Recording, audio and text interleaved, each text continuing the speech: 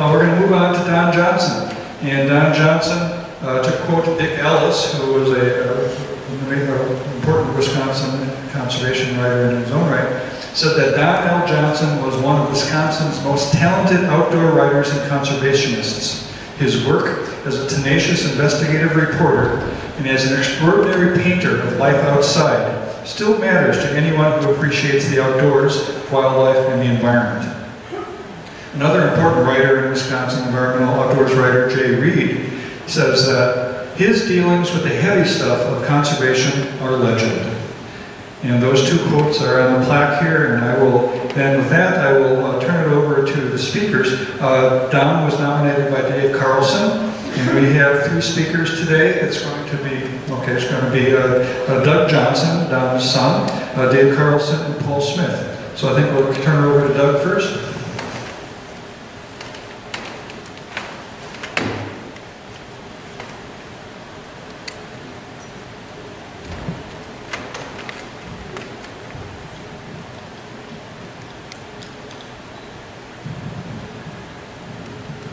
Thank you, Michael John.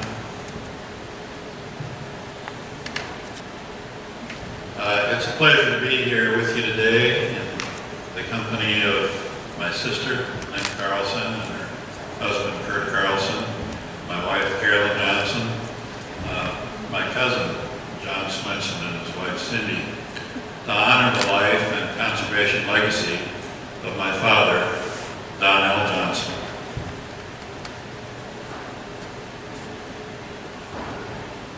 Outdoor writer Jay Reed, the Wisconsin Conservation Hall of Fame 2014 inductee, wrote this in 1984. Johnson was and is one of the most respected conservation voices ever to be sounded in Wisconsin, which puts him in the company of the likes of Gordon McCrory, Ernest Swift, Aldo Leopold, and Mel Ellis. He has more than earned the right to be included in that kind of company. Anybody who hunts or fishes in Wisconsin, or enjoys any of the outdoor recreation that this state provides, owes this man something.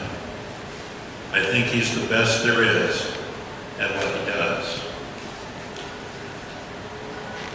In 2000, in Wisconsin Outdoor Journal, Tim Isley included Don among the Century's Honor Roll, a compilation of the 20 people who influenced Wisconsin hunting and fishing most during the previous century. Now, in this brief time, I will further summarize my father's conservation legacy, but I've also been encouraged to talk a little about some of the other aspects of his work and the very interesting life that he led. Don Lloyd Johnson was born in 1927 in Milwaukee to Madeline and Marvin Johnson. He attended school in Milwaukee and West Dallas. Despite these urban roots, urban origins, he was a country boy at heart from an early age. He spent much of his boyhood on his paternal grandparents' farm, and it was on the wooded bluffs and sloughs of Buffalo County where his lifetime love of the outdoors was deeply instilled. He told me, I always considered Buffalo County to be my roots rather than the Milwaukee area. By age 9, my dad was hunting alone with a beat-up 22 single-shot rifle. He brought home squirrel and other game for the stew pot. In those Depression days, that was no small thing. Also, during this formative period, my father read the works of Gordon McCrory, the pioneer outdoor writer for the Milwaukee Journal. And he told me once, it looked to me like McCrory had it pretty well figured out. He went hunting and fishing and got paid for it. So I decided that's what I wanted to do. Dad dropped out of high school and enlisted in the Navy during the Second World War. He was instructed in gunnery, and in 1945, at age 17 or 18, he was a petty officer in charge of a 5-inch gun. Did some wing shooting out in the South Pacific. On his discharge in 1946, on the discharge paper there was a line for future job preference, and it said journalism. For the next 4.5 years, Don continued his education, interspersed with breaks in which he worked various jobs and did some traveling around the country on a motorcycle. At the University of Wisconsin in Madison, he completed the requirements for a degree in journalism, but he also earned so many credits in biological sciences, natural resources, and the like that it amounted to a double major. In 1949, Don married our mom, Lorraine Sen, of Buffalo County, and they were joined by Douglas in 1951 and Lynn in 1952. Here's a family circa 1960. Now, Dad graduated from the UW-Madison in January 1951. He was hired shortly after that by the Eau Claire Leader and Telegram, initially as a general assignment reporter. He's shown here with Fred Steffen, a longtime editor of that paper, who also became a lifelong friend of my father's. And this photo was taken in May of 1951, not long after he was hired. Now, quite soon after my father joined the staff of the Leader Telegram, a lot of outdoor news started appearing in that paper. In fact, it wasn't long before every Thursday there was a page devoted to it. And here's an example from 1952, covering detailed matters of conservation issues, regulatory issues, and so forth. It wasn't very long after that that an outdoors column over my father's byline started to appear on that page, and perhaps at other times as well. And this is the original logo. The earliest I could find online was from March of 1952. There may have been something a little earlier. It ran under this logo initially, backflashes and muzzle flashes. And that artwork is also my father's hand. So then this is really the point where his conservation legacy in the public sense really began. And from the very beginning, these columns, there were columns about where the fish were biting and how the deer season was shaping up, but these were heavily interspersed with information about conservation policy, regulatory issues, wildlife management, habitat preservation, right from the beginning. And right from the beginning, he did not shy away from forceful advocacy.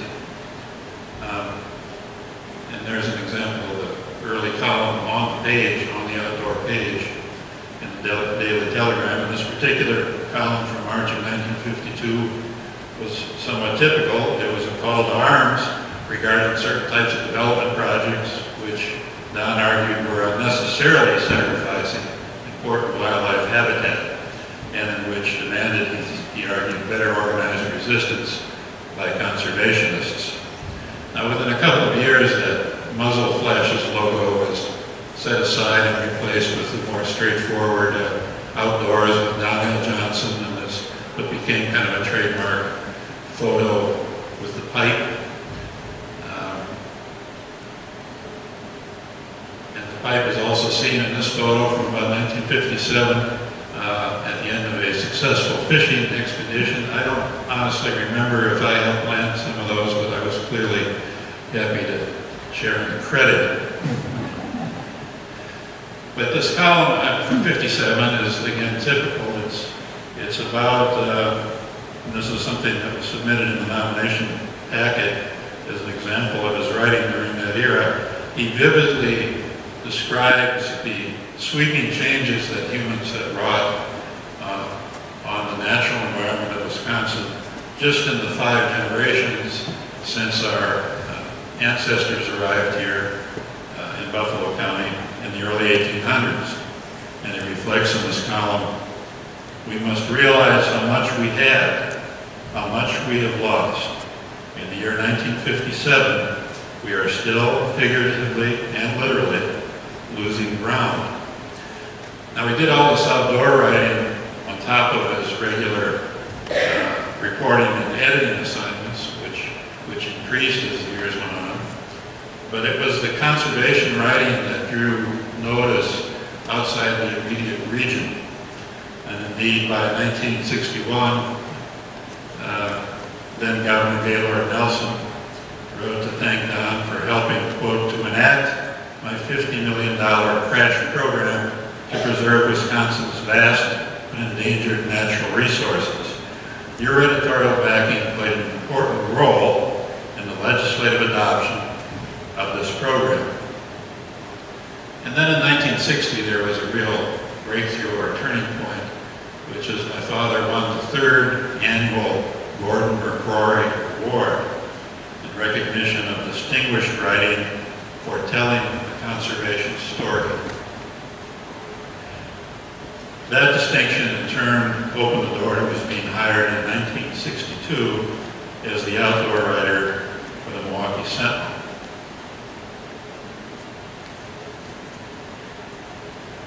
And that job, which my dad had full-time for 23 years, was really a great job for Don Johnson.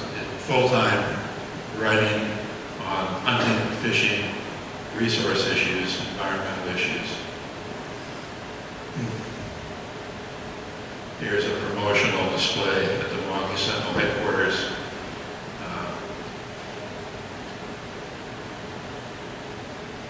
Now, certainly, there was quite a range of his work during his years at the Sentinel. Certainly, he excelled at what's sometimes called the hook and bullet coverage, feature stories and columns about hunting, fishing, boating, and the like. And there was a large audience for that component of his writing around the state in that era. There were even a few occasions where his teenage son was featured as he reached minor milestones in his development as a hunter. But always there was a great deal also of coverage on regulatory issues, public policy issues. And indeed, there were periods when my father spent more time on the road, even hundreds of thousands of miles a year, driving to commission meetings and committee meetings of various types than he did in the woodlands during some periods, because he believed that it was vital that the public receive timely and accurate information on matters that would determine how much of the rich natural heritage of the state would be preserved for future generations.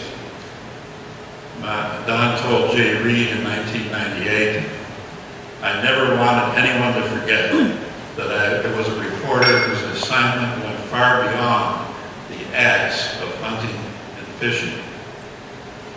And as I understand it, his willingness to devote that amount of time and energy to monitoring and reporting on regulatory policy matters made him a force to be reckoned with on those issues during that era.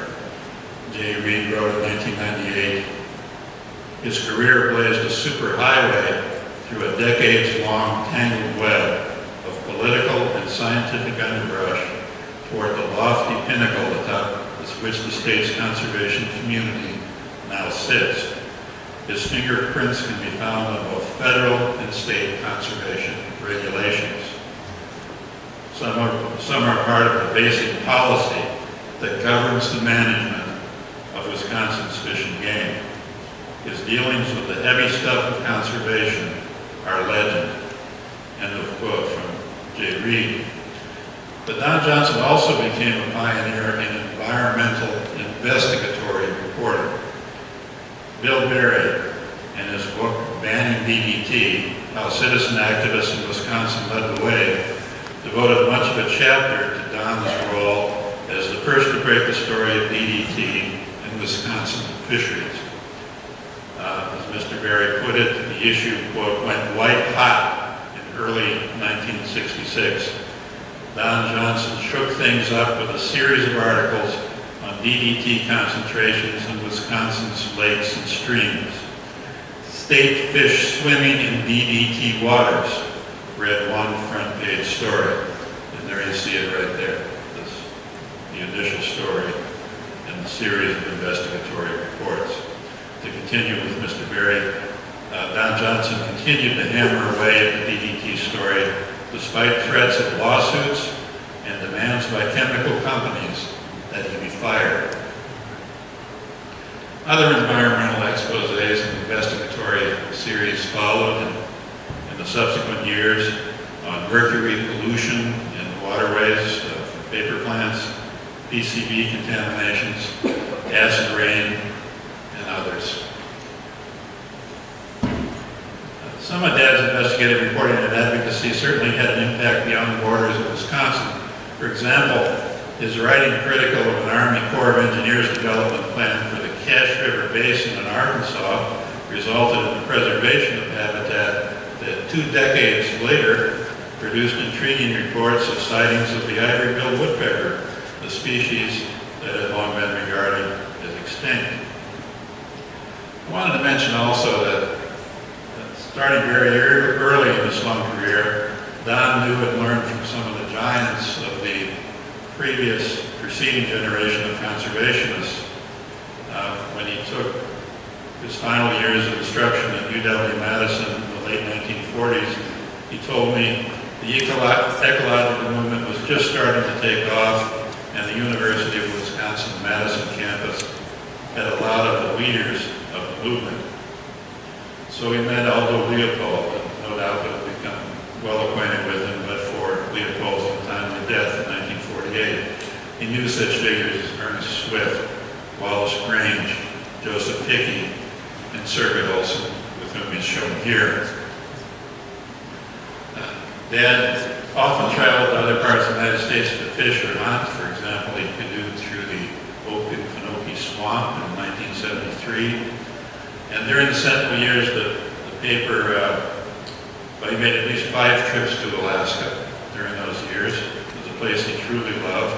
In 1976, he was dropped alone in the wilderness and spent a couple of weeks canoeing out with various adventures along the way, including a memorable encounter with a grizzly bear, a trip written up in a series called Alaska Alone. But the paper also encouraged him to take trips to foreign locales every few years. The readers seem to love these exotic locations, places like Great Bear Lake, Cuba, Costa Rica, and in 1984, Kenya. George Cassidy, ace photographer, accompanied my father on many of these foreign trips and took a number of these images. This was not a hunting trip, this was touring, exploring, and may have done some fishing. He went to Ecuador in 1978 and boated down the Amazon. Here he is fishing in the rapids. I used to kid him about this picture. I called it the Great White Hunter picture on the Amazon, but it was not a hunting trip. I think they were watching for crocodiles there. He enjoyed going to those places, but Wisconsin was his first love. Jay Reed wrote, although Johnson has fished in some of the world's most exotic places, his favorite fishing remains fly casting for bluegills on any given secluded pond in Wisconsin. I also need to briefly mention my father's love for dogs. He never had more than 1 dog at a time. But he had an extraordinary rapport with these canine friends. There was Dash in the 1960s, then came a remarkable Springer Spaniel named Chips, who was born in 1973. It's a very poignant story as Chips reached his final days, died in 1985. And then finally there was Brighton, a German short-hair hunting dog par excellence. These canine friends became very well known to my father's readership around the state. They were an important part of his life. Dad had a special love for grouse hunting. He once said, if God could have made a better bird than the ruffed grouse, he would have, but he didn't. He wrote this book on grouse and woodcock hunting, which in 1985, which was well received by that community. He knew a lot about hunting guns. He wrote technical articles for Gun Digest and other publications. one other thing, one other way that Dad expressed his deep love of Wisconsin nature was through short nature essays, which the Sentinel published from time to time, often starting on the front page, as you see that one did. That particular one's about an old tamarack tree on our property, the tamarack tree that died. And these essays had quite a readership around the state, including a lot of people who didn't follow hook and bullet stories. The editors were always happy with the kind of mail they got when they ran one of these. Many of them were written about walks taken on a 9-acre property in Waukesha County, where the family lived from the mid-60s until 1991, and a creek running around along one border of it. And he would take a walk and often come back and write one of these little essays. In 2005, he published this collection of these short nature essays, which got a lot of very positive reviews. He was also a very accomplished photographer of Wisconsin nature scenes of all types.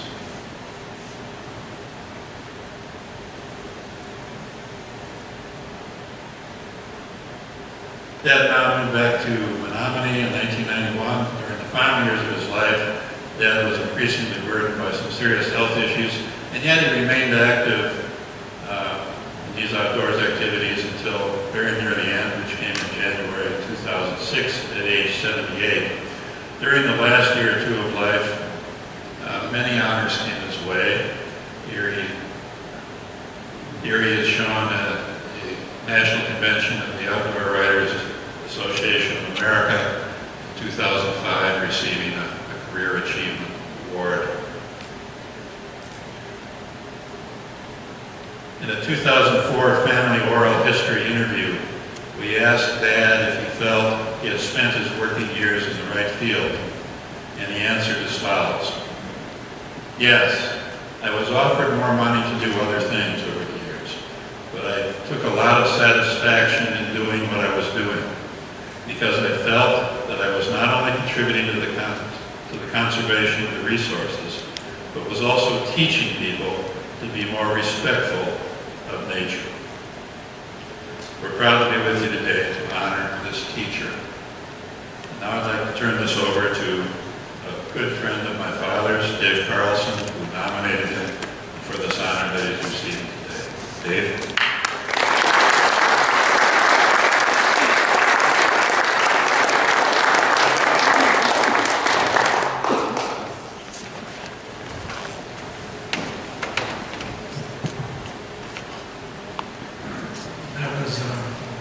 Presentation. It was very comprehensive too, because Paul Smith in the Journal of Honor said, well, scratch that. Well, scratch that. Well, scratch that. No. Thank you for sharing those wonderful memories of your father and the photos and all the things that you've shown us.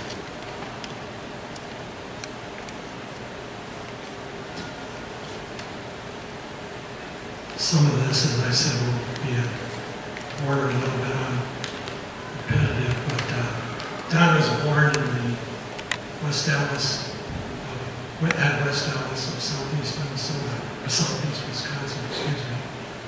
A city kid with a hunger for the outdoors adventures. His boyhood days spent in the rural away to grandparents' farms and the Buffalo County, Coulee country, where his curiosity would find wisdom, confidence in what he would become and what his words would become.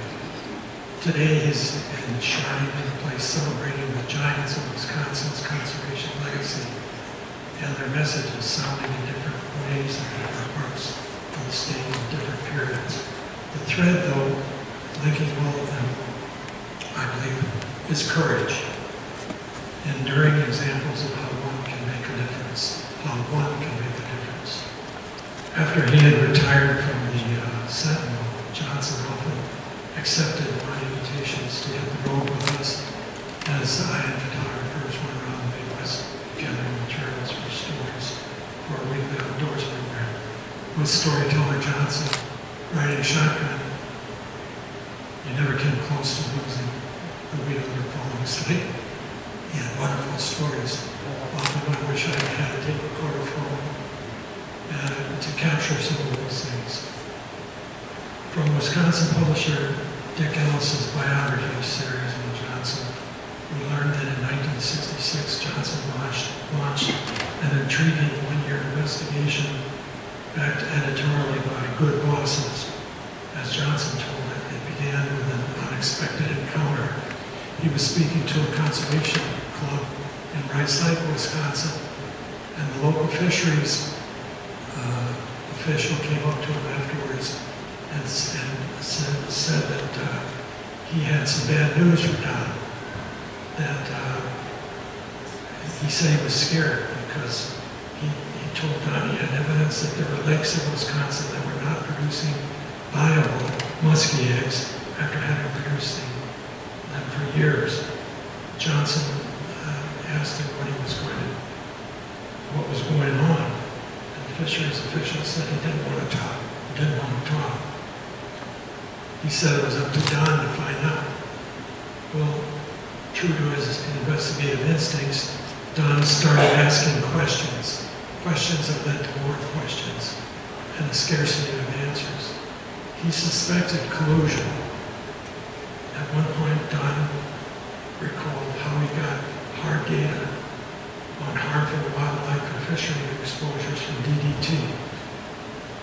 Somewhere I heard the story firsthand out North Dakota where we were going.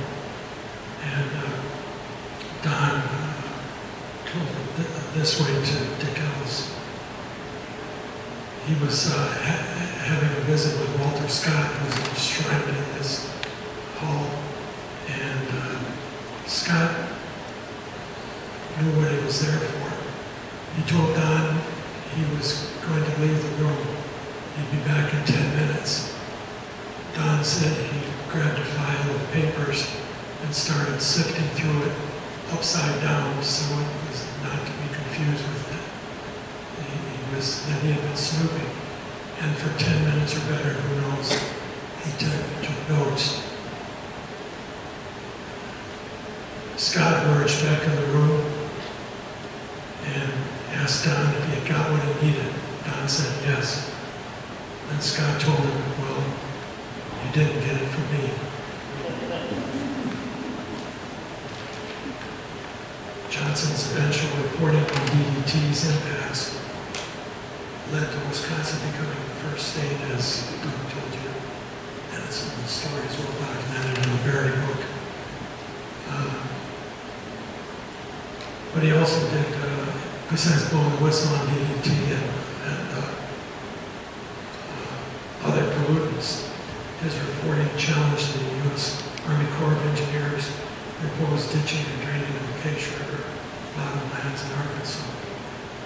He also conducted testing showing the dangers of lead poisoning, as you saw in the headlines there. His writing methods were simple, just inform, educate, and entertain.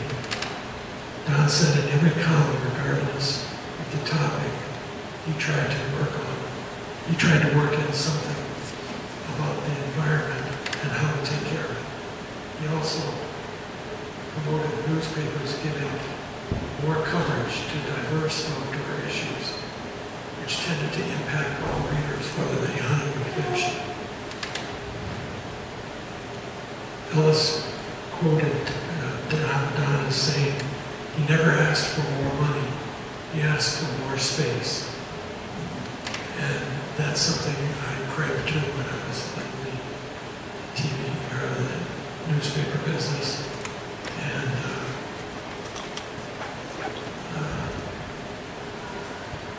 it's sad to see what's come of some of the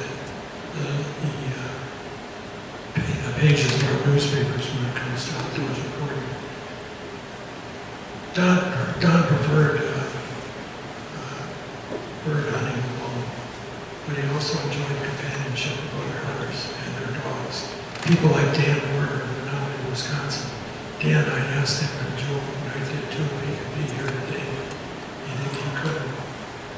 to share some wonderful memories, especially about the old ace of the hole spot there. I heard over there for 10 years. He and Don enjoyed some of the best woodcock and grouse hunting imaginable.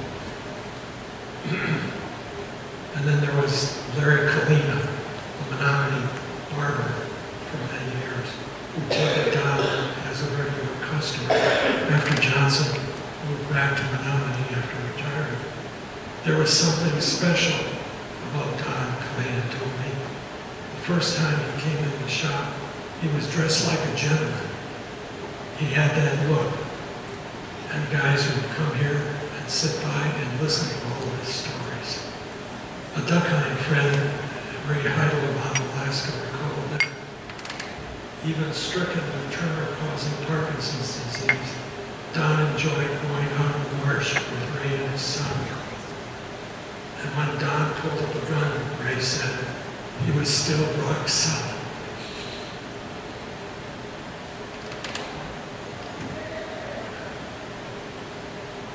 I recall in a trip to North Dakota, duck and grouse hunting, we slept in the farm with friends, machinery building. Sometime during the evening, Don's vintage wooden cot broke. And we were showered with words you'd never see in one of his comments. One day, the Johnson family arranged for most of his personal outdoors gear to be auctioned off to benefit the Dunn County Fish and Game Club. Hundreds showed up, and the bidding for many items was very generous, sometimes too much so, but no one complained. Just like his articles and his columns, his books, they were getting a piece of a man, an outdoors giant. And now I'd like to introduce Paul Smith of the Milwaukee Journal to talk about Don's professional career.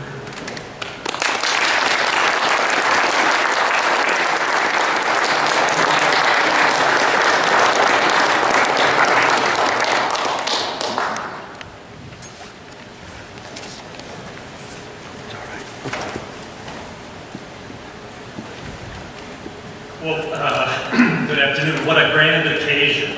I was driving up here today and I saw an exit on the interstate for Wisconsin Conservation Hall of Fame. What a great state we live in. Made me proud to be a Wisconsinite. I don't know how many states could claim this, but here we are, and what a beautiful ceremony.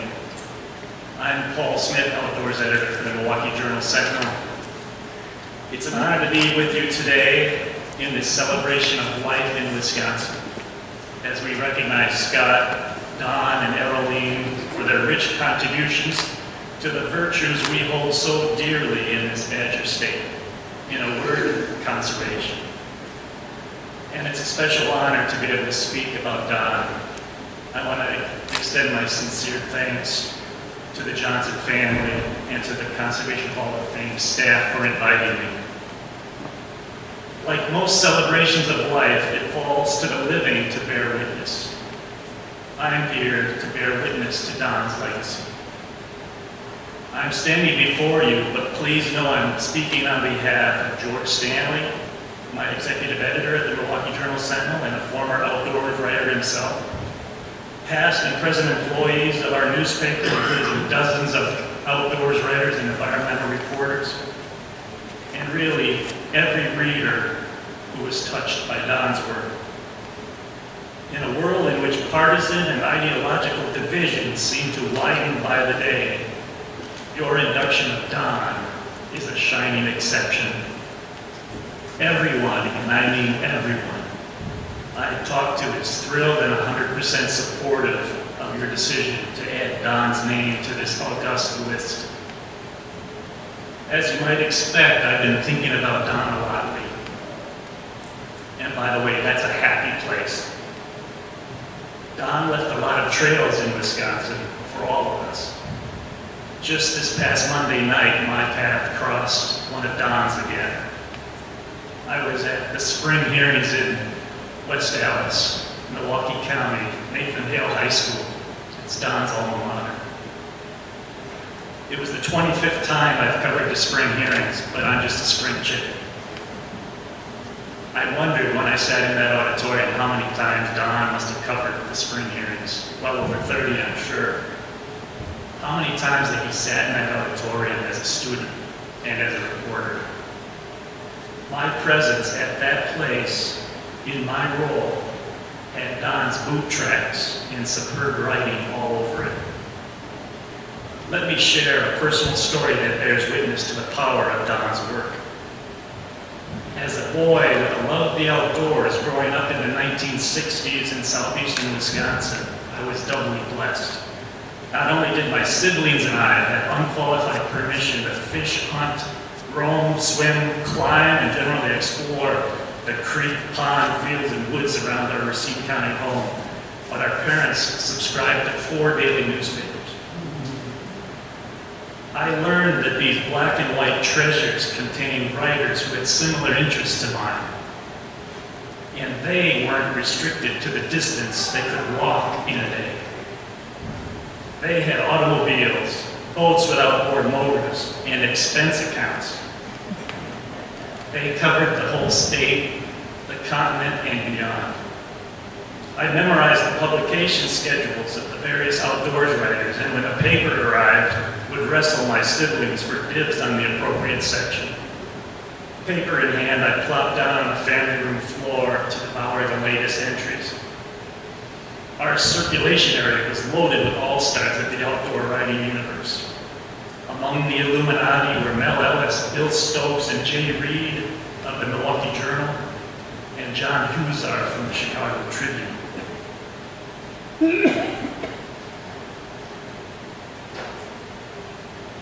And then there was another writer who I came to know possessed what I believe was the greatest range of talent and whose work arguably had the most significant impact on the Wisconsin conservation community and the state's environment of any in that era. Of course, it was Don Johnson. A man's man with a sensitive touch, Johnson worked as outdoors writer, as you've heard, for the Eau Claire Leader-Telegram from 1951 to 62 and from the Sentinel in Milwaukee from 1962 to his retirement in 1984. Johnson showed an environmental awareness long before the first earthquake. Much of our future has been squandered, Johnson wrote in a 1957 column. We must dig deep and work hard to save and increase what we have. Of his work as a journalist, he said, we must interpret hard facts into plain language and then act. While in Milwaukee, Johnson became well known and respected by those at the city's other major daily newspaper, the Milwaukee Journal. You've heard earlier what Jay Reed had to say. In Jay's opinion, Don's work put him in the lights of Gordon McQuarrie, Ernest Swift, Alva Leopold, and Mel Ellis. And anybody who hunts and fishes in Wisconsin owes this man something. I echo Reed's sentiments, but there's even more to Johnson that merits him for the highest honors. In my view, none of the other outdoor writing giants in Wisconsin, each richly deserving in their own right, with a place in the Hall of Fame, provided as wide a range of skills as Johnson. He certainly could write the colorful feature story that transported the reader into the outdoors. The bear had seen me first, that much was certain. So why was it still coming my way? Johnson wrote in 1976 for the introduction to a series titled Alaska Alone. I was one of the tens of thousands of readers who could not tear his eyes away from that story. To our great benefit, most of Johnson's stories were focused on Wisconsin. Here he's hiking the North Country Trail. But he also traveled frequently to regional places, like the Boundary Water Canoe Wilderness. And, as you've heard, he had the support of editors to travel the world. What an era in newspaper journalism. Ecuador, Canada, Alaska, Africa. And what a treat to join Don vicariously on all of his adventures. Johnson was also the consummate newsman, diligently covering conservation meetings across the state for the entirety of his newspaper career. And as a rare and true triple threat, Johnson proved to be a star investigative reporter. As you've heard, his work to uncover pesticide pollution in the 1960s, which state officials had tried to conceal, led to real change. Based partly on Johnson's reporting, DDT was banned first in Wisconsin, a milestone we'll always be proud of. But he also helped reveal threats of high mercury levels in our waters in fish, as well as lead poisoning in marshes and waterfowl. His work on that last issue helped federal officials ban lead shot for waterfowl hunting. Like all great journalists, Don was fiercely honest and faithful to the truth. He also wasn't afraid to point out transgressions of fellow sportsmen. In a trip to the Arctic, he found trash at a fishing site used by just 2 years by visiting anglers. This too found its way into his reports from the north. And in an age of increasing technology, Don seemed to retain a high value for silent sports. As a kid, if I saw Don Johnson cross-country skiing, I wanted to do it too. His focus outside the traditional hook and bullet realm only helped increase his appeal to the readership of the Milwaukee Sentinel. In person, he also had a wry sense of humor and a warm personality. His dog is trying to get at his food in the campsite, and he's taking a rest. Don's work inspired me, no doubt, and one fateful day in 1994, I was hired as outdoors writer for the Racine Journal-Times. It was a decade after Don retired. Like many youngsters in many fields, I was intent on testing my mettle against others in my profession. I joined the Outdoor Writers Association of America and entered contests against writers from across the nation. In 1998, I won an award at the organization's annual convention in Florida. In a banquet hall crowded with 500 people, a man with twinkling eyes came toward me, hand extended. "I'm Don Johnson," he said. "You keep it up. It's important, hard, but fulfilling work. You never know where it will take you. I'm here today to tell you this man you've chosen to honor was much more than an outdoors writer.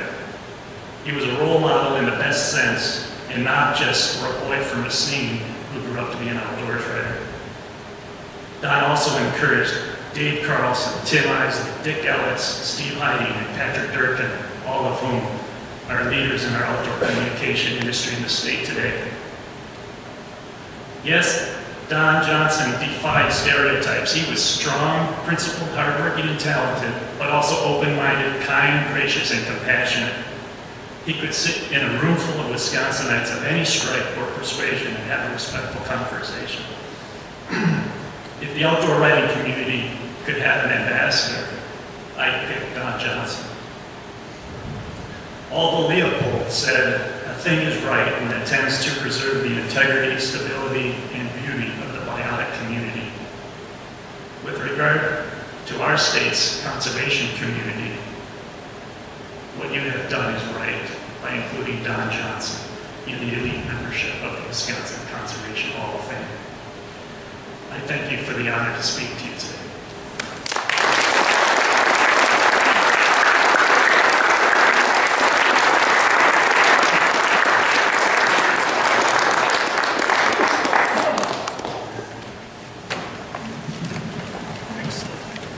So Representative Shanklin, can you join us again here?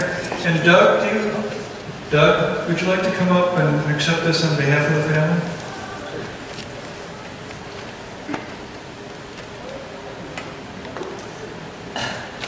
It's an honor to present this legislative citation. Know you by his presence. Whereas every year the Wisconsin Conservation Hall of Fame inducts a select group of individuals into the Hall of Fame to recognize the important contributions each has made to natural resources management in the state. And whereas Don L. Johnson has been chosen as a 2019 Wisconsin Conservation Hall of Fame inductee for his accomplished career writing about outdoor recreation and conservation, and his advocacy for environmental issues in Wisconsin and across the United States. And whereas Don grew up on family farms in Buffalo and Dodge counties, developing an early passion for the outdoors and inspiring him to attend the University of Wisconsin-Madison, where he received degrees in both journalism and biology after completing his service in the Pacific Theater of World War II. And whereas Don used his education to establish a career as Wisconsin's premier environmental journalist and essayist, working in-house for outlets such as the Eau Claire Leader and Telegram and the Milwaukee Sentinel, and being published as a freelance writer in various outdoor-oriented publications. And whereas through this work, Don not only promoted general environmental advocacy, but he actively explored complex and often controversial public policy issues pertaining to wildlife management and environmental degradation during the genesis of the modern environmental movement, which contributed to Wisconsin becoming the first state in the union to ban the use of the pesticide DDT.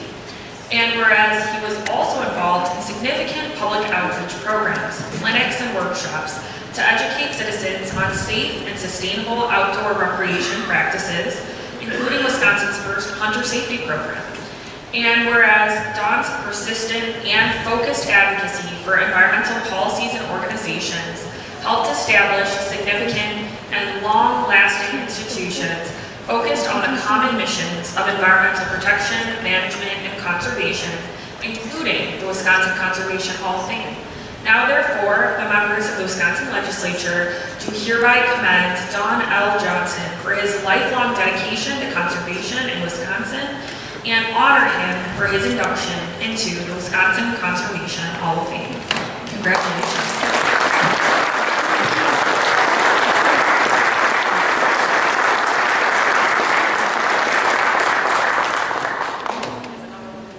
Before you wander off here, here is a copy, a replica of the plaque that you can take on behalf of the family house.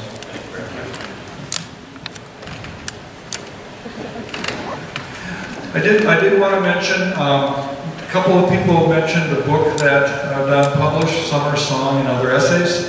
Unfortunately, it's a wonderful book. It really does show someone who loves the outdoors, and I truly enjoy reading this. Unfortunately, it's out of print. But one of our member organizations, the Natural Resources Foundation of Wisconsin, has a dozen or so of these, which they use as a premium for one of their membership categories. So you can kind of accomplish two things at once by getting a really nice book and supporting the Natural Resources Foundation. And check that out and get a copy of the book. So thank you very much.